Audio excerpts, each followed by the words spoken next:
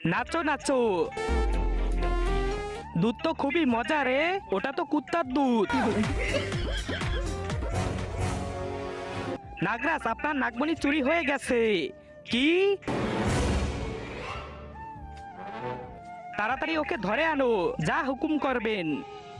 আয় শালা আয়। নাগরাজ, এই সে। নাগমণি কোথায়? নাগমণি এখানে। আমি তাড়াতাড়ি নাগমণি গিলে ফেলি, এখন আমার পেটে। ওকে উল্টো করে বাঁধো। নাগরাজ, এখন কি করব? ওর পেটে জোরে জোরে ঘুষি মারো, তাহলে নাগমণি মুখ দিয়ে বের হবে। ওকে নাগরাজ। আ আ আরে দাঁড়া, দুজনে একসাথে মারি, তাহলে নাগমণি বের হয়ে আসবে।